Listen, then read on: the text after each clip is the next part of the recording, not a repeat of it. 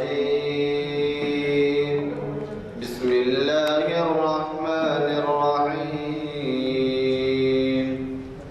القارعة ما القارعة وما أدراك ما القارعة يوم يكون الناس كالفراش المبثوث وتكون الجبال كالعهن المنفوش فأما من ثقلت موازينه فهو في عيشة راضية وأما من خفت موازينه فأمه هاوية وما أدراك ما هي نار حامية صدق الله العظيم.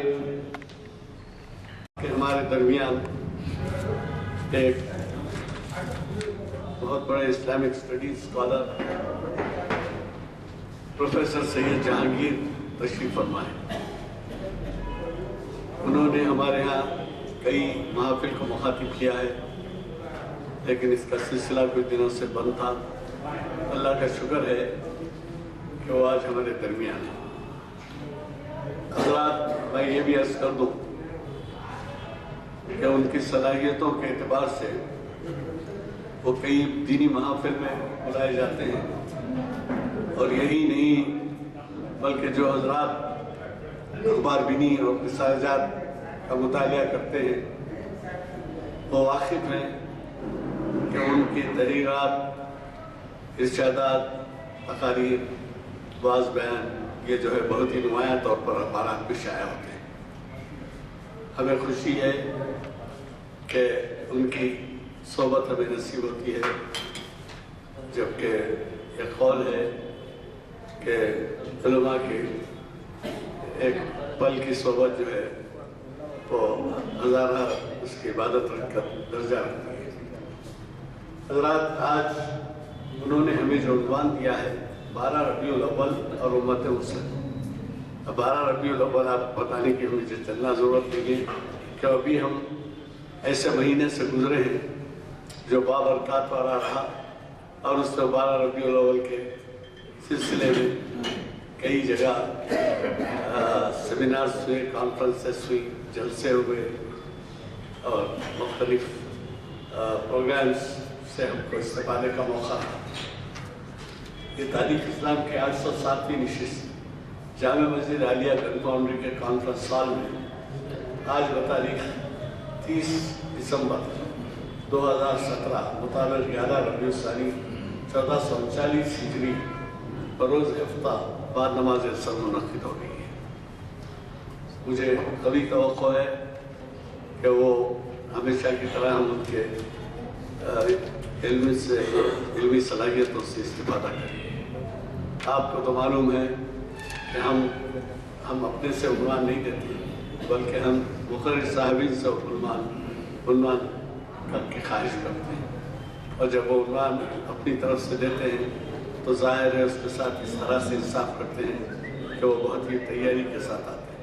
مجھے قوی توقع ہے کہ ایسی محفل میں جس کو عبادت کا درجہ حاصل ہے آپ ضرور بضرور ان کے خیالات سے استفادہ کریں گے اور ان کی ہدایت پر عمل آوری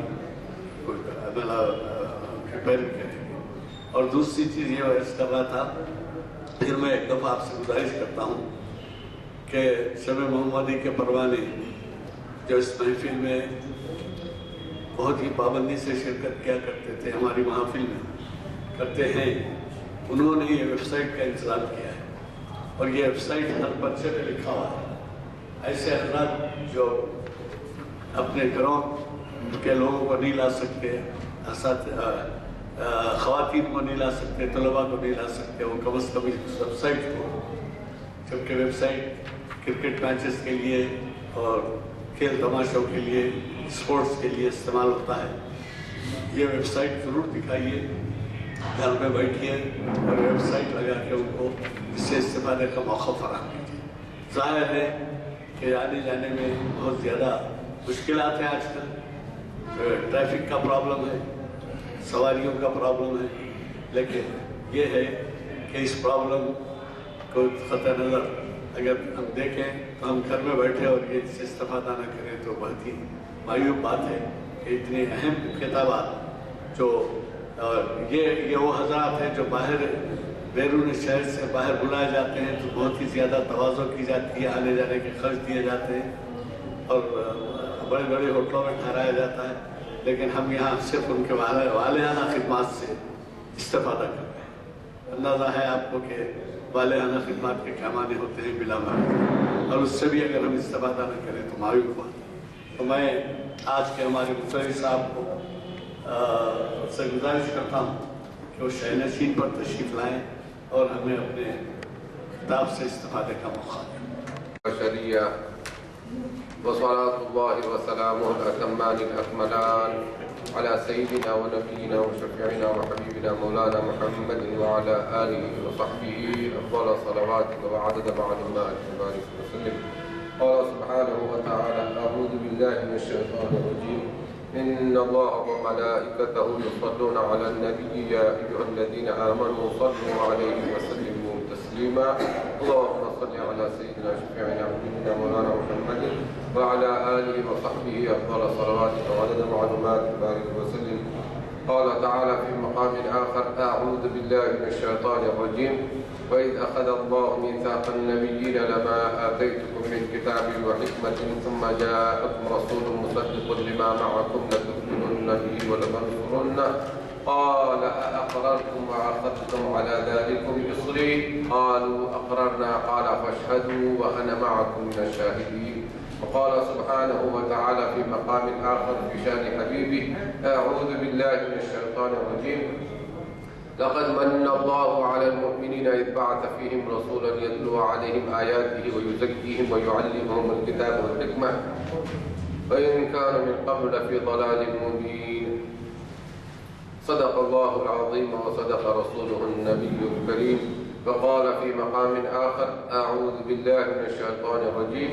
لعلك باخع نفسك على آثارهم إن لم يؤمنوا بهذا الحديث أسفا. صدق الله العظيم وصدق رسوله النبي الكريم ونحن على ذلك لمن الشاهدين والشاكرين.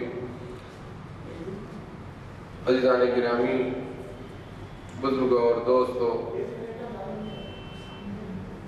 مسجد عالیہ کی مختلف محافل میں شرکت کرنے والے بزرگ نوجوان دوستوں، خاص طور پر ہم سب کے بزرگ رہنما حضرت الحاج غلام یزدانی صاحب ایڈوکیٹ مدد اللہ، اور ایک اور ہماری بزرگ شخصیت جو ہم سے والہانہ محبت اور شغف رکھتے ہوئے ہمارے درمیان اپنی شرکت اور دعاؤں سے نوازتے ہیں، میرے جناب بزرگ قائد عالی جناب محترم نانک سنگھ صاحب مشتق،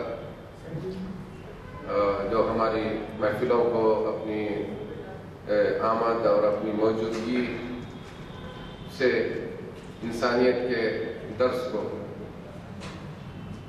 عام کرنے کی ہمیشہ کوشش کرتے رہتے ہیں اور کوشاں ہیں۔ ان کے بعد بھی ان کے جیسی نسلیں ہمارے درمیان ہماری دکن کی گنگا جمنی تہذیب کو اسی طرح سے آباد اور نشو و نما کرنے کے لیے آتے رہیں اور انسانیت کا پیغام عام ہوتے رہے۔ آپ نے اپنی ایک تصنیف و تالیف مجھ کو کی ہے اور اس کے آخری ورق پر آپ نے ایک تصویر شائع فرمائی ہے جو اس بات کا بین ثبوت ہے کہ آپ کس کام کے لیے اپنے آپ کو وقف رکھا ہے۔ کہ پنجاب میں ایک مسجد تھی جو گرو کی مسجد کہلائی جاتی تھی، 2003 میں جب مسلمان وہاں گئے تو سکھ بھائیوں نے اس مسجد کو بغیر کسی مطالبے کے ان کے سپرد کر دیا اور مسجد آباد ہو گئی۔ اللہ تعالیٰ اس طرح کے ماحولیات اس ملک میں زیادہ سے زیادہ عام ہوتے جائے اور ہوتے رہے، تاکہ یہ جو ہندوستان جس کے بارے میں آقا حضور سیدنا محمد صلی اللہ علیہ وسلم نے دعائیں کی اور ارشاد فرمایا کہ اس جانب سے مجھے ٹھنڈی ٹھنڈی ہوائیں آتی ہیں. تو اس طرح کے ماحول کو اور پروان چڑھنا نصیب ہو. اور آپ کو یہ بات سن کر بڑا غیر معمولی اندازہ اور عجیب کیفیت آپ پر طاری ہوگی کہ سب سے پہلے ہندوستان کو آباد کرنے والے اللہ رب العزت کے خلیفہ حضرت سیدنا آدم علیہ السلام اس دنیا میں اس ہندوستان کے روئے زمین پر تشریف لائے. آج باوجود اس کے کہ نیٹ ویب سائٹس اتنی عام ہے، لیکن ہم مسلمانوں کو اور ہمارے نوجوانوں کو یہ معلوم نہیں ہے کہ پورے روئے زمین پر انسان آنے والے انسان کی حیثیت سے اس روئے زمین کو آباد کرنے والے حضرت سیدنا آدم علیہ السلام سرندیپ میں تشریف لائے. آج بھی وہ پہاڑ آپ ملاحظہ فرمائیں گے تو آپ کو معلوم ہوگا کہ وہ بادلوں سے ٹکراتا ہوا، جس کو وہاں پر کسی انداز میں عبادت گاہ میں تبدیل کیا ہے. تو وہاں پر حضرت سیدنا آدم علیہ السلام تشریف لائے. پھر وہاں سے آپ جو ہے نا ہر سال جو ہے نا مکہ مکرمہ حج کے لیے تشریف لے جایا کرتے تھے. میں ہمارے بزرگ قائد غلام ازاری صاحب کے وساطت سے آپ تک یہ چیز منتقل کرنا چاہتا ہوں کہ آپ لوگ جو ہے نا یہ زمین اور آسمان کا جو تعلق ہے اس کو محسوس کرنے کی کوشش کریں اور اپنے دلوں کو اجاگر کرنے اور روحانیت سے آباد کرنے کے لیے اس طرح کی چیزوں کو آپ ملاحظہ فرمائیں کہ کس طرح سے بندے کا براز تعلق رب تعالیٰ سے ہے. کہ سب سے پہلے سیدنا آدم علیہ السلام تشریف لائے اور جو سری لنکا جس کو آج سری لنکا کہتے ہیں، سرندیپ اس کا عربی نام. آج بھی میں جب سری لنکا کے ایئرپورٹ پہ گیا تو وہاں پر ایک گوشہ ہے جس کو سرندیپ کے نام سے وہاں رکھا گیا. تو حضرت سیدنا آدم علیہ السلام جب تشریف لے جایا کرتے تھے تو آپ آج بھی اگر ویب سائٹ پر آپ تشریف لے جائیں تو آپ کو وہ معلوم ہوگا ایڈم برج بنے، جس کو عربی میں جسر آدم کہا جاتا ہے. جسر آدم، ایڈم برج. اور اسی کو جو ہے نا ہمارے ہندو بھائی جو ہے اس کو رام سیتو کہنے لگے. تو میں اپنے یونیورسٹی کی اپنی کبھی گفتگو میں جب طلباء کے ساتھ مخاطب ہوئی تو میں کہا معاملہ اس پر آپ لوگ ریسرچ کرنے کی کوشش کی کہ جو نا یہ جو انسانیت میں جو دراڑ پیدا ہو گئی ہے اور یہ جو شگافیں پیدا ہو رہے ہیں، بھائی ادھر ایک طرف تو جسر آدم ہے، ایک طرف ایڈم برج کہا جا رہا ہے اور اسی کو رام سیتو کہا جا رہا ہے. اور ہمارے ہندو بھائی اس کی بڑی کوششیں کر رہے ہیں کہ کس طرح سے وہاں پر یہ برج بنا اور کیسے اس کی جو ہے نا فطری طور پر وہاں پر جو ہے نا دیواریں اور وہ جو ہے نا وہ چیزیں وجود میں آئی. اب جس کو ہندو بھائی اگر رام کہہ رہے ہیں تو ہم اس کو جو ہے نا حضرت سیدنا آدم علیہ السلام کے نام سے یاد کر رہے ہیں. اور اس پر سب سے بنیادی اور تاریخی بات یہ رام سیتو اور ایڈم برج عربی میں جسر آدم کہا جاتا ہے. اور یہ احادیث شریفہ میں موجود ہے. حضرت سیدنا آدم علیہ السلام جسر آدم سے سری لنکا سے نکل کر ہر سال جو ہے نا مکہ مکرمہ کی یہ حج کے لیے تشریف لے جایا کرتے تھے. اور آپ کا پائے مبارک جہاں جہاں بھی قدم رنجا فرمائے وہاں پر آبادیاں ہو گئی. اور یہاں تک کہ آپ کے سن کر حیرت ہوگی. یہ کوئی قصہ کہانی یا جو ہے نا خوش عقیدگی کی بات آپ سے عرض نہیں کر رہا ہوں، بلکہ بزرگان دین جو اپنے تاریخی کتابوں میں علماء علامہ جید علماء کرام جید مورخین نے جو بات تحریر فرمائی ان کے حوالے سے عرض کر رہا ہوں کہ جب حضرت سیدنا آدم علیہ السلام جب جو ہے نا جنت سے زمین پر تشریف لانے کے وجہ سے جو ہے نا جب دیکھے کہ جو ہے نا جو فرشتوں کی آوازیں ان کی تسبیح اور تحلیل نہیں آ رہی ہے تو رونے لگے. تو ان کے آنسوؤں کی وجہ سے یہ جو خوشبودار جس کو ہم اسپائسز کہتے ہیں، آپ الائچی بولیے، لونگ بولیے یا دوسری اور چیزیں خوشبو کے دار چینی بولے، اس طرح سے جو کیرلا میں اور سری لنکا میں پیدا ہوتی ہیں وہ آپ کے آنسو مبارک سے وہ پیدا ہوتی ہیں. تو یہ چیزیں میں اس لیے عرض کر رہا ہوں کہ آج ہم نوجوان خاص طور پر آج ہمارا مزاج جو ہے نا مکمل طور پر میٹرسٹک اور جو ہے بالکل مادیت والا ہو گیا ہے. روحانیت سے ہم بالکل کٹتے جا رہے ہیں، جس کی وجہ سے ساری دنیا کی پریشانیاں اور دنیا کی بے چینی اور جو اس طرح کی جو کیفیت سب کے سب اس کی بنیادی وجہ یہ ہے کہ روحانیت اس معاشرے سے ختم ہو رہی ہے. چاہے وہ کسی بھی مذہب کے ماننے والوں اگر ان کے پاس روحانیت ہے تو پھر جو ہے نا کوئی آدمی کسی اور مذہب کو برا نہیں کہے گا اور کسی مذہب کو جو ہے نا اس کو ختم کرنے کی کوشش پہلے. یہ ہمارے ہندوستان کا مزاج ہے. آپ کو اندازہ نہیں کہ جو ہے نا عرب لوگ یہاں پر جو ہے نا اسلام سے پہلے سے آتے رہے, آ کر جو ہے نا ملیبار میں جو ہے نا ہمارے وہاں کے بسنے والے جو ہے علاقوں میں اس وقت کیا ان کا مذہب کیا دین تھا اللہ عالم, تو ان سے جو ہے نا رشتے جوڑے, گھر آباد ہوئے وغیرہ وغیرہ. اس کے بعد جب اسلام آیا تو پھر اس کے بھی جو ہے نا اس کی باتیں آئی. اسلام آیا تو ان کی جب رکھ رکھاؤ, ان کے کیریکٹر, ان کے کردار کی وجہ سے اس کو جو ہے نا قبول کیا, کیونکہ وہ صرف ان کے زندگیوں میں سوائے فائدے کی کوئی اور چیز دیکھتے ہی نہیں تھے. مسلمان بولنے کا مطلب ہی یہ ہوتا تھا کہ بس امن, سکون, فائدہ. مسلمان کا مطلب کبھی کوئی یہ نہیں ہوتا تھا کہ وہ آگے ہم کو تکلیف پہنچائے گا یا ہمارا کوئی چیز چھین لے گا یا ہمارے لیے نقصان کا باعث بنے گا, بلکہ ہوتا یہ تھا کہ بلکہ جب مسلمان آتا تو اب وہ آئے تو اس کو اپنے گھر خالی کر دیتے ہوتے, اس کے لیے ہر قسم کی سہولیات فراہم کر دیتے, کیونکہ اس سے سوائے خیر کے کوئی چیز باہر ہی نہیں آتی تھی. تو یہ تصور ہمارا مسلمانوں نے اس ملک کو دیا, جس کی وجہ سے آپ جہاں دیکھیں وہاں پر ہر جگہ آپ کو آباد ملی. اور مسلمان کا مطلب میرے نوجوان بھائی جو ہمارے درمیان تشریف فرمائے, ان کے حوالے کے لیے, ان کی سمجھ کے لیے میں عرض کر دیتا ہوں کہ مسلم کا مطلب کیا ہے. مسلم اور مسلمان کا مطلب کیا ہوتا ہے؟ مسلم کا مطلب ہوتا ہے the person who surrenders. The person who surrenders کا مطلب کہ جو آدمی اپنے آپ کو سونپ دے. تو سونپ دے کس کو سونپ دے؟ اپنے ارادے کو اللہ کے ارادے کے سامنے سرنڈر کر دے اور اللہ کے احکام کے لیے اپنے آپ کو سونپ دے. بس اس کے علاوہ مسلم کوئی نہیں. اب مومن ایک مومن ہے یا مسلم ہے. ظاہری طور پر مسلم کہ جب اس کے ہاتھ پیر آنکھ کان سے سوائے خیر کے کوئی چیز سرزد نہ ہو, سوائے خیر کے کوئی چیز اس سے سرزد ہی نہ ہو, وہ مسلم. اب مومن کیا ہے کہ جو ہے نا جو ایمان نہ, مومن کا مطلب یقین کرنا. یقین کرنا کس بات پر؟ یؤمنون بالغیب, جو اللہ رب العزت اندیکھی چیزوں کو اپنے رسول پیغمبر کے ذریعے سے انسانیت کے لیے, مسلمانوں کے لیے نہیں, انسانیت کے لیے جو چیزیں روانہ فرمایا اور بھیجا اس پر یقین کرنا.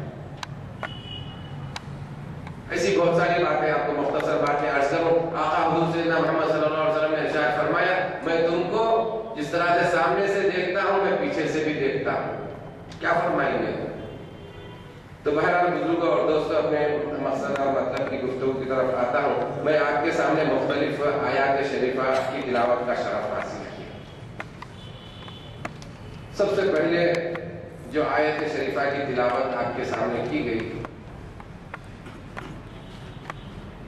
وَإِذْ أَخَذَ اللَّهُ مِيثَاقَ النَّبِيِّينَ لَمَا آتَيْتُكُم مِّن كِتَابٍ وَحِكْمَةٍ ثُمَّ جَاءَكُمْ رَسُولٌ مُصَدِّقٌ لِمَا مَعَكُمْ لَتُؤْمِنُنَّ بِهِ وَلَتَنصُرُنَّهُ. اس آیت شریفہ کی روشنی میں مجھ کو اور آپ کو جس بات کا علم ہوتا ہے, جس بات کی انفارمیشن اور معلومات پہنچائی جا رہی ہیں اور پہنچ رہی ہیں, وہ یہ ہے کہ اللہ رب العزت اس آیت شریفہ میں ارشاد فرما رہا ہے, وَإِذْ أَخَذَ اللَّهُ مِيثَاقَ النَّبِيِّينَ. جب اللہ رب العزت نے تمام انبیاء کرام اور رسولان عزت, کتنے انبیاء ہیں, کتنے رسول ہیں, بتلایا جاتا ہے کہ 1,24,000 رسول انبیاء کرام آئے. ان میں سے اولو العزم پیغمبروں کی تعداد 9 اور اس سے کچھ کم بیش ہوئی, جن میں خاص طور پر حضرت سیدنا نوح علیہ السلام, سیدنا ابراہیم علیہ السلام, سیدنا موسیٰ علیہ السلام, سیدنا عیسیٰ علیہ السلام اور آقا حضور سیدنا محمد صلی اللہ علیہ وسلم کی ذات کرام. اولو العزم جو پیغمبر ہیں, میں آپ کو عرض کر دوں, بتا دوں کہ جو کوئی رسول, جو رسول اسلام کو, دین کو پھیلانے میں جتنی زیادہ تکالیف برداشت فرمائی, وہ اتنے بڑے درجے کے اولو العزم پیغمبر ہوئے. آقا حضور سیدنا محمد صلی اللہ علیہ وسلم ارشاد فرمائے کہ اس دنیا میں سب سے زیادہ مصیبتیں نیک لوگوں پر آتی ہیں, اور نیک لوگوں میں سب سے زیادہ مصیبتیں اولیاء اللہ کو پہنچتی ہیں، اور زیادہ تھوڑا اونچا جائے تو سب سے زیادہ مصیبتیں انبیاء کرام کو پہنچتی ہیں، اور انبیاء کرام میں بھی سب سے زیادہ مصیبتیں آقا حضور سیدنا محمد صلی اللہ علیہ وسلم ارشاد فرماتے ہیں کہ مجھ کو سب سے زیادہ مصیبتیں اس دین کی اور دعوت کی پہنچانے اور عام کرنے کے سلسلے میں پہنچے۔ اگر آپ یہ مصیبتوں کا اندازہ اور جائزہ اور اس کو آپ اگر جو ہے یہ اسسمنٹ کرنا چاہیں تو میں حضرت سیدتنا فاطمہ الزہرا رضی اللہ عنہا کا ایک شعر رکھتا ہوں جس کی روشنی میں آپ سمجھ سکتے ہیں کہ یہ بزرگان دین کو جو مصیبتیں دین کے راستے میں پہنچی ان کا کیا معیار۔ حضرت فرماتی ہے صبت علیہ مصائب لو صبت علی الایام سرنا لیالی، کہ مجھ پر اتنی مصیبتیں آ پڑی کہ اگر وہ مصیبتوں کو دنوں پر ڈال دیا جائے تو دن رات میں بدل جائے۔ کیا چاہتے ہیں آپ؟ اب ہم مسلمان کو اس تناظر میں مجھ کو اور آپ کو بہت سمجھنا اور سیکھنے کی ضرورت ہے، اور میں آپ کو ایک بات ذہن میں آئی عرض کر دوں کہ آج پوری انسانیت، میں مسلمانیت میں کیوں کہہ رہا ہوں کہ انسانیت کے بھلائی کے ذمہ دار مسلمان ہیں۔ اگر معاشرے میں خیر کا عنصر کم ہوا ہے، شر کا عنصر زیادہ ہوا ہے، برائیاں زیادہ ہوئی ہیں، نیکیاں اور اچھائیاں اور ویلفیئر اور خیر کم ہوا ہے، تو اس کے سراسر مکمل ذمہ دار مسلمان۔ میں بڑی غیر معمولی بات عرض کر رہا ہوں، ممکن ہو آپ اس کانٹیکسٹ میں سمجھے یا نہ سمجھے، لیکن یہ میں حقائق آپ کے سامنے رکھ رہا ہوں۔ آج اگر معاشرے میں برائی زیادہ نظر آ رہی ہے، برائی بہت پھیل گئی ہے، تو اس کے سراسر مکمل ابتدا تا انتہا اس کے مسلمان ہیں، کیونکہ اللہ رب العزت نے مسلمانوں کو برپا ہی پیدا ہی اس لیے فرمایا کنتم خیر امۃ اخرجت للناس تأمرون بالمعروف وتنهون عن المنکر، تمہارے اے مسلمانوں، تمہارے اس دنیا میں آنے کا، بھیجنے کا، پیدا کرنے کا مقصد اولین و آخرین یہی ہے کہ تم لوگوں کو اچھائیوں کی دعوت دو اور برائیوں سے ان کو روکو۔ اگر برائیاں زیادہ ہوئی ہیں اور زیادہ ہو رہی ہیں، شر بڑھ رہا ہے، شر خیر پر غالب آتا ہوا نظر آ رہا ہے، شر خیر کے مقابلے میں بہت زیادہ نظر آ رہا ہے، تو اس کی واحد وجہ یہ ہے کہ مسلمان اپنے فرض منصبی، اپنے فرض منصبی سے اپنے آپ کو دور کیے ہوئے ہیں اور اپنے منصب کے فرائض کو پوری طرح اور مطلوبہ انداز میں انجام نہیں دے رہے۔ یہ بات سمجھ گئے؟ آپ یہ نہ کہیے کہ جیسا کہ ہمارا ایک دکنی مزاج بن گیا، ارے بھائی معاشرہ ایسا ہی ہو گیا ہے، ارے بھائی آج کوئی آدمی سچ کہتا ہی نہیں، سوائے جھوٹ کے کہیں ہے ہی نہیں، سوائے دھوکے کے کچھ نظر نہیں آ رہا ہے، سوائے خط و غارت گری کے معاشرے میں کوئی چیز ہے ہی نہیں۔ ایسے ماحول میں میری آپ تمام حضرات سے گزارش ہے کہ ہم میں کا ہر ایک اپنے دل کی طرف توجہ کرے، اپنے ذات پر نگاہ رکھے اور اپنا جائزہ لے، اپنا اسسمنٹ کرے کہ وہ جو کچھ بھی ہو رہا ہے اور ہوا ہے، میں کہاں ہوں؟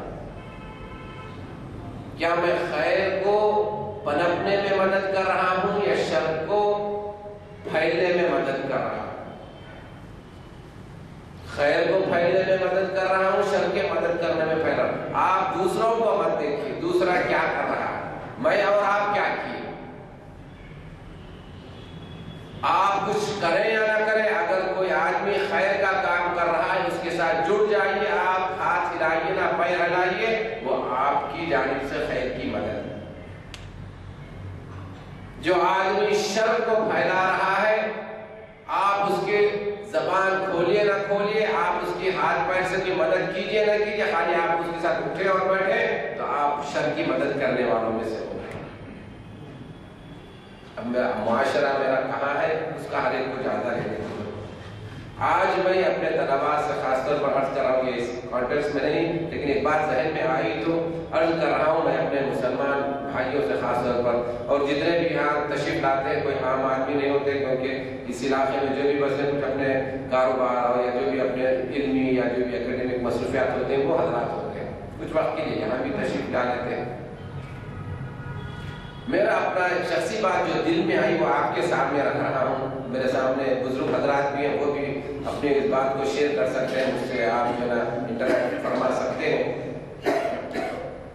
آج ہم مسلمانوں کو انسانیت کی بھلائی کے لیے جس بات کی ضرورت ہے وہ یہ کہ میرا اور آپ کا ایمان صحابہ کرام جیسا ایمان, میرا اور آپ کا ایمان صحابہ کرام جیسا ایمان ہو, اور میرا اور آپ کا علم ایسا علم ہو جو متاخرین کا علم ہو. متاخرین کہاں سے ہوتے ہیں؟ 3ری صدی ہجری کے بعد سے. 3ری صدی ہجری کے بعد سے جو علماء کرام تشریف لائے ویسا علم آج میرا اور آپ کا علم ہونا چاہیے, اور یقین اور ایمان صحابہ کرام جیسا. وجہ کیا ہے اس کی عرض کروں؟ صحابہ کرام کے سامنے مختلف اوقات میں مختلف صحابہ کرام تشریف لاتے تھے, پوچھے کہ یا رسول اللہ کی نصیحت فرمائیے.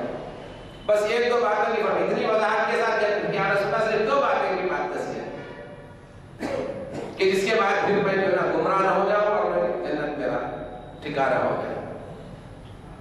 تو صحابہ آقا ان کے سامنے فرماتے اللہ پر ایمان لاؤ فاستقیموا اور اس پر قائم رہو. اللہ پر ایمان لاؤ فاستقیم اور اس پر استقامت کے ساتھ قائم رہو.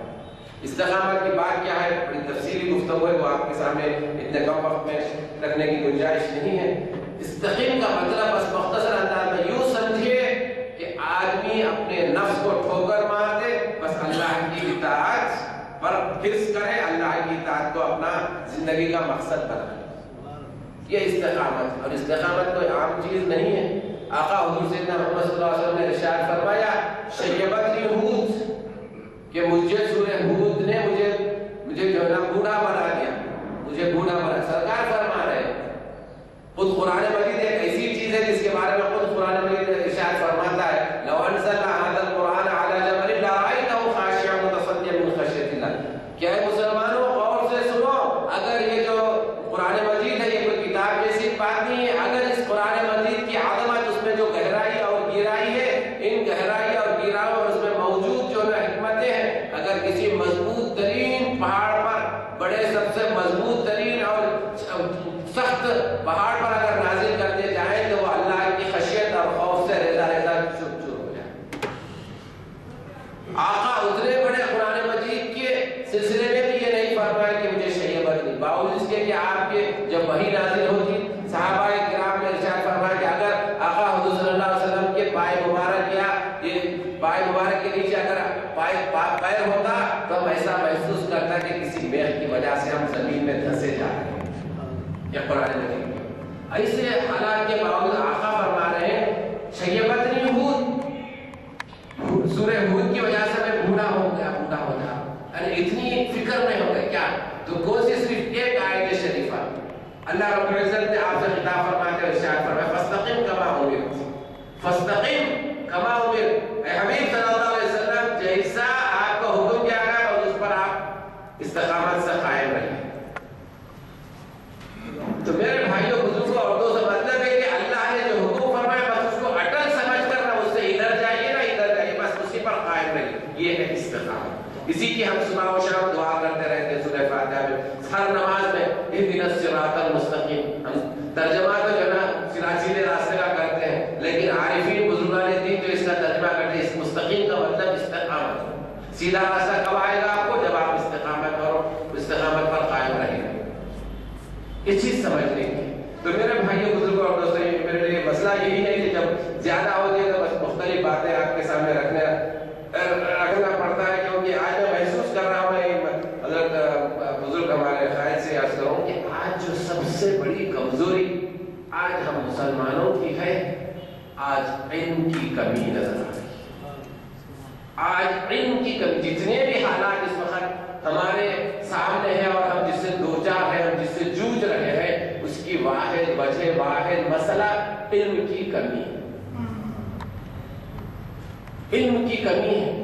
تو علم کی آج ہم کو ضرورت ہے متاخرین علماء کرام کے جیسا، لیکن ایمان جو چاہیے ہمارا صحابہ کرام کے جیسا۔ صحابہ کرام کو زیادہ چیزیں نہیں پوچھتے تھے، صرف ایمان، اللہ پر یقین رکھنا، لا الہ الا اللہ محمد رسول اللہ، نماز، روزہ، زکات، حج، اور ان کو کوئی دوسری چیزوں پہ اور تفصیلات میں نہیں جایا کرتے تھے۔ لیکن آج اس یقین کے ساتھ ساتھ آج علم کی ضرورت ہے۔ بھائیو، بزرگوں اور دوستوں، تو یہ آیت شریفہ کی تلاوت کا شرف جو ہے آپ کے سامنے کیا۔ اللہ رب العزت اس آیت شریفہ میں، کیونکہ ربیع الاول کے ساتھ آج ہماری گفتگو کا ربط ہے، اس کے سلسلے میں کچھ عرض کرنا ہے کہ جتنے بھی مسائل ہمارے پاس ہیں ان تمام کا میں آپ کے سامنے مختلف اس آیت شریفہ کی روشنی میں عرض کر دیتا ہوں، جو مختلف جو شکوک شبہات ہے سب ختم ہو جائیں گے انشاءاللہ۔ وَإِذْ أَخَذَ اللَّهُ مِيثَاقَ النَّبِيِّينَ لَمَا آتَيْتُكُم، اللہ رب العزت تمام پیغمبران اعظام سے یوم الستو میں، جب جو اللہ رب العزت نے سیدنا آدم علیہ السلام کے کچھ سے تمام لوگوں کو قیامت تک آنے والی ساری نسل کو نکالا اور دریافت فرمایا کہ میں تمہارا رب نہیں ہوں، کیا میں تمہارا پیدا کرنے والا نہیں ہوں؟ تو سبوں نے کہا کہ بلا، کیوں نہیں یا رب، آپ ہی ہمارے خالق اور آپ ہی ہمارے سب کچھ ہیں۔ تو ایسے ماحول میں وہاں پر جو ہے اللہ رب العزت نے تمام انبیاء کرام سے بھی یہ وعدہ لیا۔ کیا وعدہ لیا؟ اللہ رب العزت نے جب تمام انبیاء کرام سے وعدہ لیا، اب آپ وعدہ لیا تو آپ کو بہت زیادہ پریشان ہونے کی ضرورت نہیں، کیونکہ اس روئے زمین پہ بھی آقا تشریف لانے کے بعد اللہ رب العزت نے معراج شریف کے موقع پر تمام انبیاء کرام کو بیت المقدس میں جمع فرمایا اور وہ سب کے سب آقا حضور سیدنا محمد صلی اللہ علیہ وسلم کی امامت میں نماز ادا فرمائی۔ تو اب میرے کسی نوجوان کے ذہن و دماغ میں یہ بات نہیں پہنچی، یہ نہیں ہونی چاہیے، یا یہ کیسے ممکن ہے، کیسا ممکن ہے، یہ احادیث شریفہ میں موجود ہے اور یہ ہمارے ایمان کا یقین کا حصہ ہے۔ تو اسی طرح سے اللہ رب العزت نے تمام انبیاء کرام سے دریافت فرمایا اور فرمایا وَإِذْ أَخَذَ اللَّهُ مِيثَاقَ النَّبِيِّينَ، تمام انبیاء کرام سے دریافت فرمایا، وعدہ لیا، لَمَا آتَيْتُكُم مِّن كِتَابٍ وَحِكْمَةٍ، جو کچھ میں نے تم کو کتاب دوں گا اور جو حکمت کی باتیں دوں گا۔ آج جو ہے نا میں آپ کی حکمت کا لفظ آیا تو حکمت کے بارے میں عرض کرتا چلوں۔ آج جو ہے نا ہر ایک کتابوں میں پڑھتے ہیں، آپ بھی پڑھتے ہیں، ہم بھی پڑھتے ہیں، حکمت سمجھتے ہیں، اور یہ ہے کیا حکمت، کیا چیز ہے؟ حکمت کہاں سے ملے گی آپ کو؟ وہ حکمت جس کی وجہ سے برنارڈ شاہ نے آقا حضور سیدنا محمد صلی اللہ علیہ وسلم کے بارے میں کہا۔ کیا کہا انہوں نے برنارڈ شاہ نے؟ کہ اگر پوری دنیا کے مسائل، آج آپ میں دیکھ رہے ہیں کتنے کیا مسائل ہیں، ہمارے اسلامک ملک کے مسائل ہیں، ایشیا کے مسائل ہیں، خود ہمارے ملک کے کتنے مسائل ہیں۔ آج جو ہے پوری حکومتیں مل رہی ہیں مگر مسائل حل نہیں کر پا رہے ہیں۔ کون کہہ رہے ہیں یہ؟ کوئی عام آدمی نہیں کہہ رہے، برنارڈ شاہ کہہ رہے ہیں۔ کیا کہہ رہے ہیں؟ برنارڈ شاہ کیا کہہ رہے ہیں؟ برنارڈ شاہ جو ہے نا برٹن کے جو ہے نا بہت بڑے فلاسفر اور رائٹر ہیں۔ آج بھی جو ہے نا اگر کسی آدمی کو ایک فلاسفر کی حیثیت سے ایک وائس مین کی حیثیت سے کسی کو پیش کرتے ہیں تو وہ برنارڈ شاہ کو پیش کرتے ہیں۔ تو ایسے برنارڈ شاہ کیا کہتے ہیں کہ اگر ساری دنیا کے مسائل کو، پورے معاشروں کے، ایک جگہ کے ساری دنیا کے مسائل کو اگر آقا حضور سیدنا محمد صلی اللہ علیہ وسلم کے سامنے رکھ دیے جائیں، اور سے سماعت فرما، رکھ دیے جائیں میرے نوجوان بھائیوں، سارے لوگوں کے سامنے سارے مسائل کو آقا کے سامنے رکھ دیے جائیں تو آقا حضور سیدنا محمد صلی اللہ علیہ وسلم سارے دنیا کے مسائل کو چائے کی چسکی لیتے ہوئے سارے حل فرمائیں۔ کیا کون بھائی؟ کوئی جو ہے نا خوش عقیدہ مسلمان نہیں کہہ رہا، کوئی عقیدت مند نہیں کہہ رہا ہے، برنارڈ شاہ کہہ رہے ہیں۔ اور یہی برنارڈ شاہ دوسری طرف کہہ رہے ہیں، ان کی بات کو جو ہے نا ماننا پڑے گا क्या कहा उन्होंने कि सबसे बेहतरीन मजहब रूए जमीन पर इस्लाम। लेकिन साथ में उन्होंने एक और जुमले का इजाफा किया, वो मेरे और आपके लिए इबरत है बल्कि जूती है। मुझे माफ फरमाइए लफ्ज इस्तेमाल करने, लेकिन मोटा लफ्ज इसलिए इस्तेमाल कर रहा हूं कि हम मोटी जबान तेजी से समझते हैं और अच्छी तरह समझते हैं। क्या कहा उन्होंने कि सबसे बदतरीन कौम मुसलमान है, सबसे बेहतरीन मजहब इस्लाम, सबसे बदतरीन कौम मुसलमान। क्या बात है। और यही साहब फरमा रहे हैं कि अगर सारे दुनिया के मसाइल आका के सामने पेश कर दिए जाए तो चाय की चुस्की देते हुए, पूरी प्याली खत्म करने में नहीं, एक घूंट लेने के वक्त में उसके अंदर अंदर सारे दुनिया के मसाइल को हल फरमा दिए। आप आका को सुनने के लिए तशरीफ लाए, क्या सुनेंगे आका के बारे में इससे बढ़कर।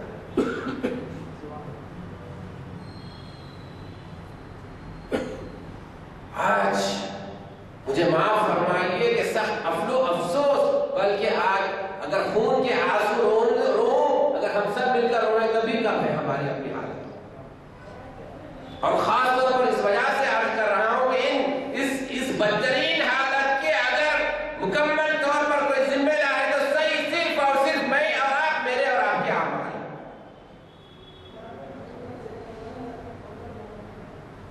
क्या समझे हैं आप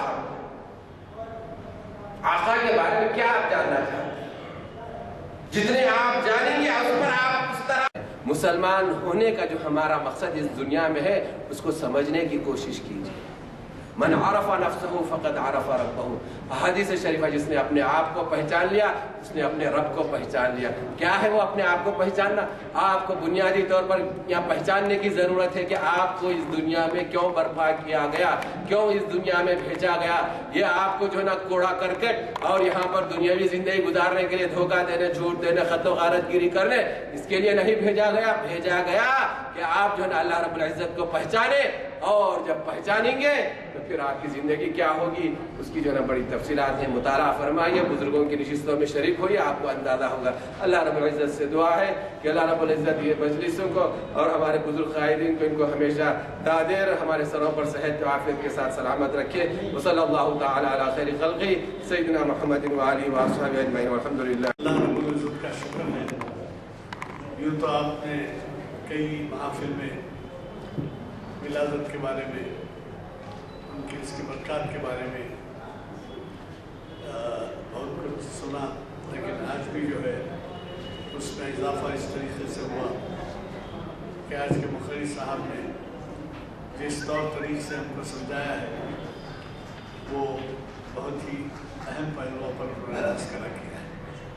हज़रात, मुझे कभी तवक्को है कि आप ऐसे महफिल से इस्तेमाल करते रहेंगे, और जैसे कि मैंने पहले कहा है कि आज झोपड़े में भी टीवी, मामूली घरों में भी टीवी।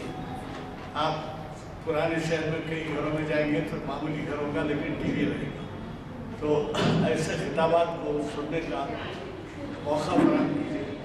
उन लोगों से तवक्को मत रखिए जो अहले खाना है कि वो इस तरफ राग़िब होंगे, क्योंकि आजकल दौर ऐसा है, matches, cricket match, football match, फला मैच, ये मैच सब इसका है, या फिर समझिए कोई सिनेमा बिनी का फिल्मों को देखने का है। लिहाजा मेरे ख्याल में आप पे बड़ी जिम्मेदारी आयद होती है कि अगर आप शिरकत नहीं कर सक रहे हैं तो आपके पड़ोस, दोस्त, हमारी कोशिश जो होती है वो फिल्मों के बुलेटिन छापते हैं और तक़सीम करते हैं जो आपके तवज्जो से भी तक़सीम होते हैं, लेकिन ये काफ़ी नहीं है। ये महफिल के पढ़ के आने वाले कितने हो रहे हैं प्रोग्राम, ये तो इसका इस पर डिपेंड है कि आपके घर में आपकी जो शख्सियत है वो उन पर मुतासिर हो और वो उनको तरगीब दे कि भाई इस तरफ भी आपको ध्यान देना है। अब आप ही अंदाज़ा लगाइए कि अगर कोई घर बैठे इतना अहम खिताब सुन ले तो उसमें किस तरह तब्दीली नहीं आएगी, लेकिन आप अगर गफलत करेंगे कोई कुछ नहीं। और आपने जितनी बातें बताई हैं वो सब अहले खाना तो बाद में जिम्मेदार होंगे, पर जो साहब खाना है वो पहले जिम्मेदार होंगे। अहले खाना बाद में होंगे, साहिब खाना रहनुमा होता है, بچوں کے لیے بھی، خواتین کے لیے بھی، بڑوں کے لیے بھی، پڑوس کے لیے بھی وہ ذمہ دار ہے۔ تو لہٰذا میری گزارش ہے کہ آپ اس میں توجہ فرمائیں۔ اب چونکہ وقت ہو چکا ہے اور دعا ہو چکی ہے کہ محب رسول کی ذمہ داریاں کے اعتبار سے حافظ محمد اسحاق کمال قادری صاحب شریعت انفارمیشن سروس کی 699ویں نشست مخاطب کر رہے ہیں پیر کے دن، اور اس میں جو ہے یہ پیر کے دن اثر میں اسی مقام پر اسی جگہ۔ اور ایک آپ سے گزارش ہے کہ آپ حضرات نماز پڑھ کے جاتے ہوئے لائبریری میں سے ایک وہ لے کے جائیے کیلنڈر، تازہ طلع وقت کا کیلنڈر چھپ کے آیا ہے، آپ ایک کیلنڈر لے کے جا سکتے ہیں۔ یہ ہمارے فاروق صاحب ہیں، یہ وہاں بیٹھے